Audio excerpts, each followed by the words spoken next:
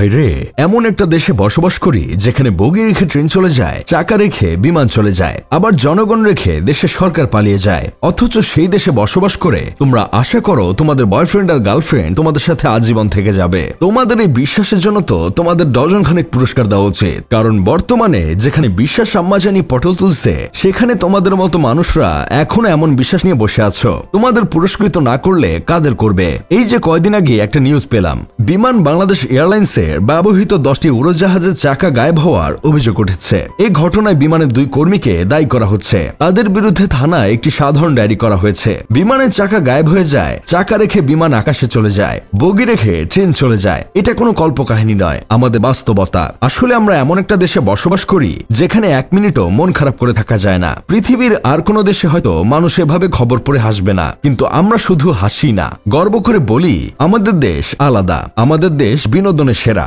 বিমান যখন আকাশে উঠে তখন তার প্রতিটি চাকা কোটি টাকার সম্পদ, কিন্তু সেই চাকাই যখন কোনো কর্মকর্তা টেবিলের নিচে বিক্রি করে দেন তখন বোঝা যায় আসলে আমাদের আকাশযান চলছে সততা নয়, দুর্নীতি জ্বালানিতে। এই দেশে চাকা নেই তবুও বিমান ওড়ে, কারণ এখানে পদার্থবিজ্ঞানের নিয়ম নয়, রাজনৈতিক সুপারিশ আর চাটুকারিতাই সবকিছু নির্ধারণ করে। ট্রেনের বগি পড়ে থাকে জংধরা স্টেশনে, অথচ কাগজে কলমে দেখা যায় সবকিছু সচল। মানুষের মনে হয় রেলের উন্নয়ন হয়েছে, অথচ বাস্তবে উন্নয়ন হয়েছে শুধু কর্মকর্তার পকেটের সাইজে। এখানে চাকা বিক্রি করা কোনো অপরাধ নয়, বরং সেটা একটা নতুন বিজনেস মডেল। হয়তো একদিন দেখবেন বোর্ড মিটিং এ আনুষ্ঠানিকভাবে সিদ্ধান্ত নেওয়া হবে চাকা ছাড়া বিমান উড়বে, শুধু কমিশনের টাকায়। সবচেয়ে মজার বিষয় হলো এইসব কাণ্ড ঘটলেও দায় এড়ানোর জন্য তৈরি থাকে এক ঝাঁক বুদ্ধিমান মুখ। তারা বলবে আসলে এগুলো স্ক্র্যাপ মেটাল ছিল, নিয়ম মেনেই বিক্রি করা হয়েছে। প্রশ্ন হলো কোটি টাকার নতুন যন্ত্রপাতি কবে থেকে হঠাৎ করে স্ক্র্যাপ হয়ে গেল? উত্তর কেউ দিতে পারবে না, কারণ সিস্টেমটাই এমন, দুর্নীতিকে নিয়ম বানিয়ে ফেলা।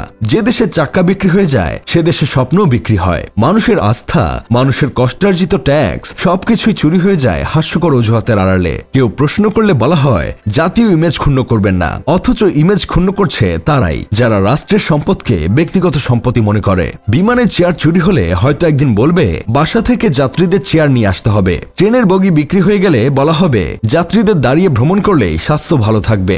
এমন দেশে সত্যি এসব নিয়ে অবাক হওয়ার কিছু নেই। এখানে বিমানের চাকা বিক্রি হয়ে যায়, সেখানে নৈতিকতা তো অনেক আগে বিক্রি হয়ে গেছে। যন্ত্রপাতি চুরি, সম্পদ লোপাট আর উন্নয়নের নামে নাটক সবকিছু এখানে স্বাভাবিক, আর আমরা দর্শক হয়ে হাততালি দেই, মিমস বানাই, কৌতুক করি। বাঙালি আসলে এমন একটা জাতি, সুযোগ পাইলে আলকাতরাও চুরি করে। চুরি এদের নেশা, চুরি এদের পেশা। চোর হিসেবে পরিচিত তো বহির্বিশ্ব পেয়ে গেছে এরা। কবে জানি দেখবো বিমানের সাথে এদেশের জনগণও চুরি হয়ে গেছে। যাই হোক, শেষমেশ আমি গোলাম হোসেন একটা কাজের কথা কই, চাকা ছাড়া বিমান, বগি ছাড়া ট্রেন, এগুলো কোনো রূপক নয়, এগুলো হলো আমাদের প্রশাসনিক ভাড়ামির প্রতীক। আর সেই প্রতীক যতদিন থাকবে ততদিন উন্নয়নের স্লোগান যত জোরে বাজানো হোক না কেন, ভেতরের পচন লুকানো যাবে না।